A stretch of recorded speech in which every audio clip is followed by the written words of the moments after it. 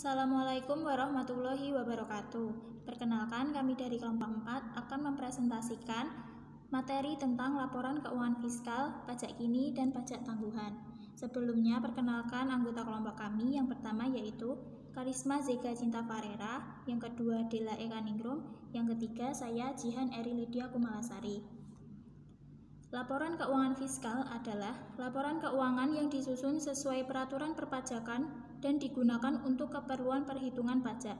Perusahaan dapat menyusun laporan keuangan akuntansi dan laporan fiskal secara terpisah atau melakukan koreksi fiskal terhadap laporan keuangan akuntansi.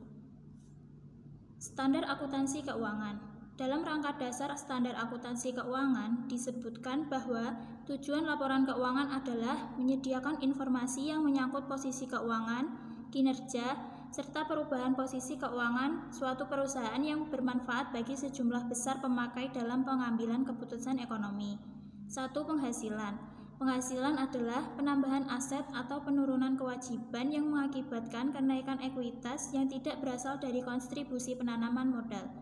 Penghasilan meliputi pendapatan, keuntungan, pendapatan timbul dari transaksi dan peristiwa ekonomi berikut. A. Penjualan barang. Meliputi barang yang diproduksi oleh perusahaan untuk dijual dan barang yang akan dibeli untuk dijual kembali. B. Penjualan jasa. Biasanya menyangkut pelaksanaan tugas yang secara kontraktual telah disepakati untuk dilaksanakan selama satu periode waktu yang disepakati oleh perusahaan. C. Penggunaan aset perubahan oleh pihak-pihak lain yang menghasilkan bunga, royalti, dan dividen. Kedua, biaya. Biaya adalah semua pengurangan terhadap penghasilan sehubung dengan periode akuntansi pemanfaatan pengeluaran dipisahkan antara pengeluaran atau belanja modal, yaitu pengeluaran yang memberikan manfaat lebih dari satu periode akuntansi dan dicatat sebagai aset, dan pengeluaran penghasilan yaitu pengeluaran yang hanya memberi manfaat untuk satu periode akuntansi yang bersangkutan yang dicatat sebagai beban. Peraturan Perpajakan Indonesia. 1. Penghasilan. Menurut Pasal 4 Ayat 1 Undang-Undang Pajak Penghasilan, penghasilan adalah setiap tambahan kemampuan ekonomis yang diterima atau diperoleh wajib pajak, baik dari Indonesia maupun luar Indonesia, yang dapat dipakai untuk konsumsi atau menambahkan kekayaan wajib pajak yang bersangkutan dengan nama dan dalam bentuk apapun, termasuk hal berikut. 1. Penggantian atau imbalan yang berkenaan dengan pekerjaan termasuk gaji, upah, tunjangan, dan lain-lain. 2. Hadiah dari undian, kegiatan dan penghargaan. 3. Laba usaha. 4. Keuntungan karena penjualan atau pengalihan harta. 5. Penerimaan kembali pembayaran pajak yang disebabkan sebagai biaya. Sedangkan dalam pasal 4 ayat 2 ada penghasilan tertentu yang diatur secara final sebagai berikut. 1. Penghasilan berupa bunga deposito, bunga obligasi, dan surat utang negara. 2. Penghasilan berupa hadiah undian. 3. Penghasilan dari transaksi saham, transaksi derivatif, dan transaksi penjualan saham. 4. Penghasilan dari transaksi pengalihan harta berupa tanah atau bangunan, usaha jasa konstruksi, dan persewaan tanah atau bangunan. 5. Penghasilan tertentu lainnya yang diatur berdasarkan peraturan pemerintah. 2. Biaya. Biaya yang boleh dikurangkan dalam menghitung penghasilan kena pajak yaitu: A. Biaya yang secara langsung atau tidak langsung berkaitan dengan kegiatan usaha sebagai berikut. 1. Biaya pembelian bahan. 2. Bunga, sewa, dan royalti. 3. Biaya perjalanan. 4. Biaya berkenaan dengan pekerjaan termasuk upah, gaji, bonus, dan lain-lain. 5. Biaya pengolahan limbah. B. Penyusutan atas pengeluaran untuk memperoleh harta berwujud. C. Iuran kepada dana pensiun yang disahkan oleh Menteri Keuangan. D. Kerugian karena penjualan. E. Kerugian dari selisih kurs mata uang asing. Rekonsiliasi laporan keuangan akuntansi dengan laporan keuangan fiskal. Adanya perbedaan pengakuan penghasilan dan biaya antara akuntansi komersial dan fiskal menimbulkan perbedaan dalam menghitung besarnya penghasilan kena pajak. Perbedaan ini disebabkan adanya perbedaan kepentingan antara akuntansi komersial yang mendasarkan laba pada konsep dasar akuntansi, yaitu penandingan antara pendapatan dengan biaya-biaya terkait. Sedangkan dari segi fiskal, tujuan utamanya adalah penerimaan negara. Dalam penyusunan laporan keuangan fiskal, wajib pajak harus mengacu pada peraturan perpajakan, sehingga laporan keuangan komersial yang dibuat berdasarkan SAK harus disesuaikan terlebih dahulu sebelum menghitung besarnya penghasilan kena pajak.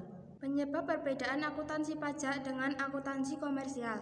1. Adanya pengeluaran atau beban yang tidak dapat dikurangkan dari penghasilan bruto atau dilakukan koreksi fiskal positif sebagai berikut. A. Pembagian laba dengan nama dan dalam bentuk apapun seperti dividen. B. Biaya yang dibebankan untuk kepentingan pribadi pemegang saham, sekutu dan atau anggota. C. Pembentukan atau penumpukan dana cadangan. D. Premi asuransi kesehatan, asuransi kecelakaan, asuransi jiwa, dan lain-lain. E. Pengganti atau imbalan sehubungan dengan pekerjaan. 2. Adanya pendapatan yang tidak dapat ditambahkan dengan penghasilan lainnya, dilakukan koreksi fiskal negatif sebagai berikut. A. 1. Bantuan-bantuan atau sumbangan termasuk zakat yang diambil oleh badan amil zakat. 2. Harta hibah yang diterima oleh keluarga saudara dalam garis keturunan lurus 1 derajat, badan keagamaan, badan pendidikan, dan lain-lain.